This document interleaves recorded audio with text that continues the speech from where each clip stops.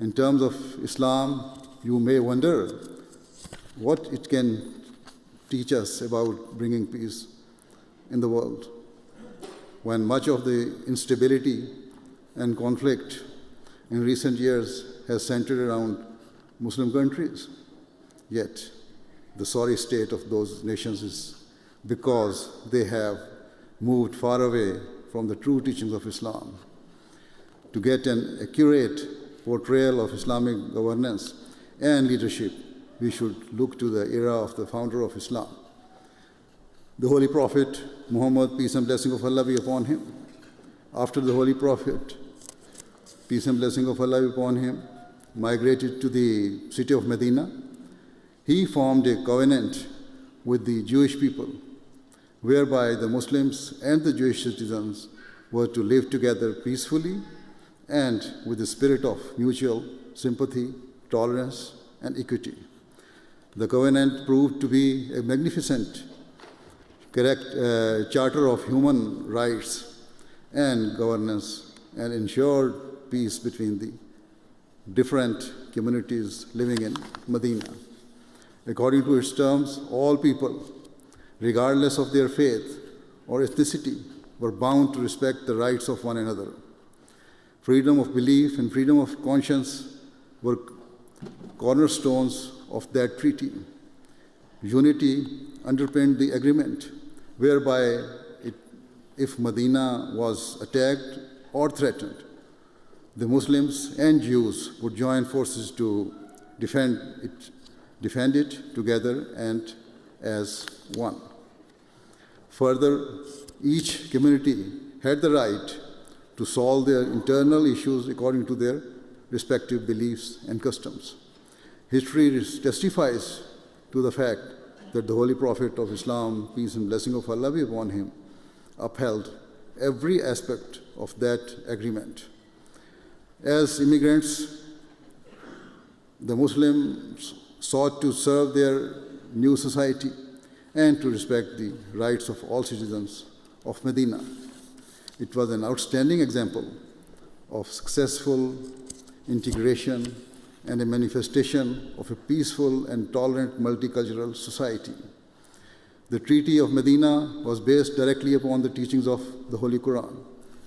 For example, the Holy Quran states in chapter 16, verse 91, that verily Allah enjoins justice and the doing of good to others, and giving like kindred.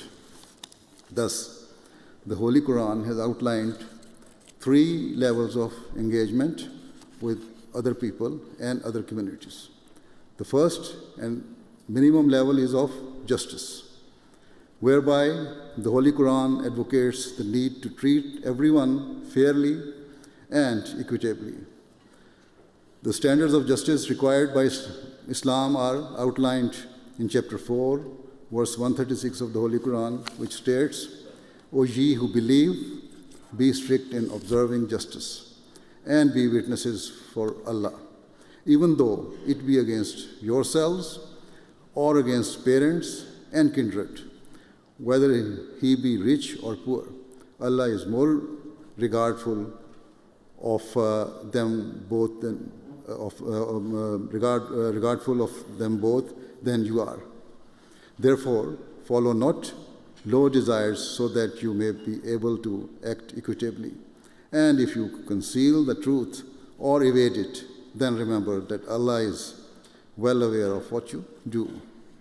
Hence, according to the Quran, justice requires that a person is willing to testify even against himself and his most loved ones in order to guard and protect the truth. The second level of engagement advocated by the Holy Quran is that a person should not only be just, but should go beyond it by doing good to others, by manifesting generosity and forgiveness. As I have already mentioned, the Holy Quran teaches that once you have successfully stopped an aggressive nation from inflicting further cruelties, you should not seek revenge or impose hardship upon it. Rather, you should seek to help them build up their economy and infrastructure. Where this will help them, it will also help you in the long term. If those countries who have been centers of war or division are enabled to prosper economically, they will no longer harbor frustration or bear hatred for other countries, nor will their people be forced to migrate. This is the wisdom underpinning the Islamic teaching of going beyond basic justice and exhibiting kindness and compassion. The third level of engagement taught by the Holy Quran is to treat others in the same way that a mother treats her child, which is the most selfless form of love, as it is rendered without any expectation of reward. To treat others with benevolent spirit is not easy, but this should be our constant aspiration. Ultimately, to bring about peace, whether in Muslim nations or at a broader international level, it is necessary that at the very minimum, the demands of justice are fulfilled by governments, so that all people are given their due rights and that selfish vested interests give way to what is fair and right.